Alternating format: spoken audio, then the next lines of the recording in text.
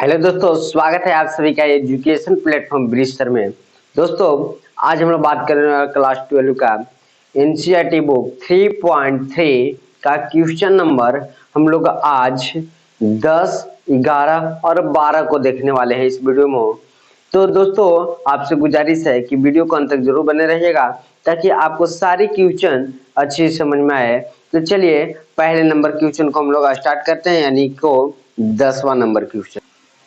दोस्तों देख सकते हैं क्वेश्चन आपको कह रहा है कि ये जो मैट्रिक्स यानी कि अवयव दिया गया है, इसको सममित अवयव तथा विषम सममित अवयव को योगफल के रूप में जैसे लिखा हुआ है ना, तो इसको चलिए हम लोग बनाते हैं। तो इसको सबसे पहले आपको क्या करना है, लेट यानी कि मान लेना है किसके बराबर, तो a के बराबर मान लेना है कि ये मैट्रिक्स दिया गया है 3, 5, 1 -1।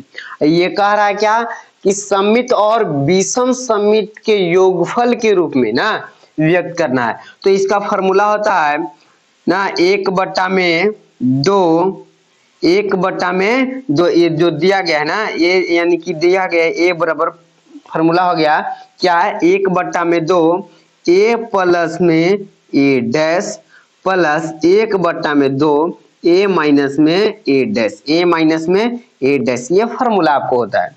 तो देखिए, तो ये फॉर्मूला जो है इसमें हमको क्या आवश्यकता पड़ रहा है जी, तो आपको a आवश्यकता पड़ रहा है, a डैश आवश्यकता पड़ रहा है। 1/2 तो आपको निकाल लेंगे, कोई दिक्कत नहीं है।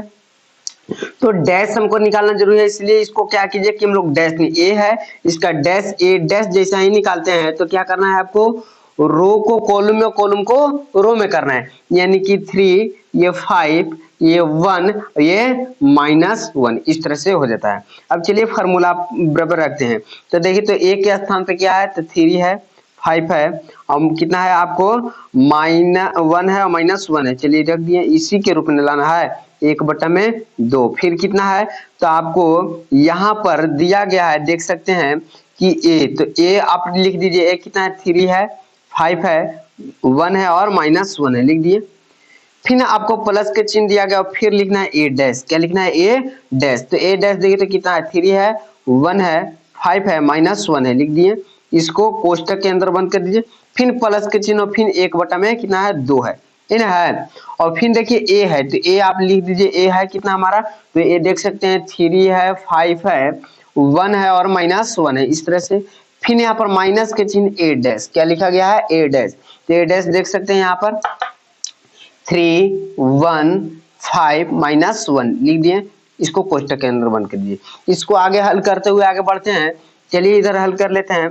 तो इसके बराबर इसको लाना है, योगफल के रूप में लाना है, योगफल के रूप में आएगा, यानी कि किसके बराबर आएगा, तो 3, 5, 1 -1 के बराबर आएगा। चलिए लाते हैं 1/2। चलिए इसको जोड़ लेते हैं, क्या करते हैं, इसको जोड़ लेते हैं, यानी कि 3 और 3 जोड़िएगा तो कितना हो जाएगा आपको 6 हो जाएगा, और 5 1 जोड़िएगा तो 6 हो जाएगा, और 1 और 5 जोड़िएगा तो कितना हो जाएगा 6 हो जाएगा, और -1 और -1 को जोड़िएगा तो आपको कितना हो जाएगा -2 हो जाएगा, -2 हो जाएगा, इस तरह से। चलिए फिर प्लस के चिन्ह 1/2, फिर इसको क्या करना है, घटाना है जी, देखिए घटाना है।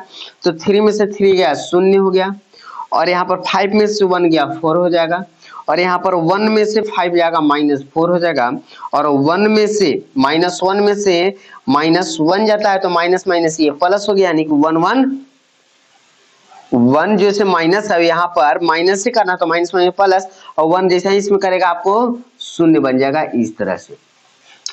चलिए आगे बढ़ते हैं, ये 3, 5, 1 -1 है, इस तरह से बराबर का चिन्ह 1/2, यानी कि 2 से इसमें भागा दीजिएगा, तो 6 में 2 से भागा दीजिएगा तो कितना हो जाएगा, 6 में 2 से भागा दीजिए 3, ये भी 3 भागा देने के बाद ये भी 3, और ये 2 से भागा दीजिए 1 हो जाएगा, कितना हो जाएगा 1, यानी कि कहने का मतलब कि 3 3 3, और यहाँ पर -1 हो जाएगा, प्लस के चिन्ह 2 से जैसे ही इसमें भागा दीजिएगा तो 0 होगा, इससे ना, और ये 2 दूना के 4 हो जाएगा, यानी कि 2 बार में, ये 2 से तो 2 हो जाएगा, और ये हो जाएगा आपको कितना -2, ये हो जाएगा, और ये आपको जैसे ही भागा दीजिएगा 0 हो जाएगा, इस तरह से। अब आगे क्या करना है, आपको जोड़ना है, क्या करना है, ये ऐसा ही रहता है 3, 5, 1 -1, इस तरह से।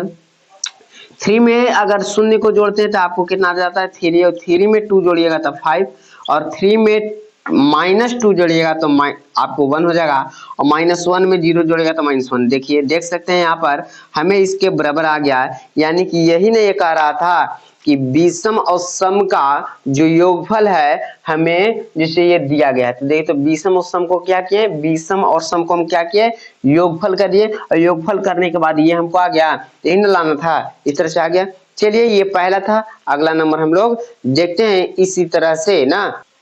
देख सकते हैं अगला नंबर क्वेश्चन क्या कर रहा है कि इसको सममित और विषम सममित मैट्रिक्स यानी अवयवों का योगफल के रूप में जैसे ये दिया हुआ है, यानी कहने का मतलब फिर से वही बात, आपको ये जो दिया गया इसको मान लीजिए ए बराबर, यानी कि ए बराबर मान लीजिए कितना दिया गया है, तो आपको दिया गया है यहाँ पर 6 -2 2 -2 3 -1 2 -1 और 3 इस तरह से दिया हुआ है ना। इसका ए डैश में जरूर पड़ता है, इसलिए ए डैश निकाल लीजिए।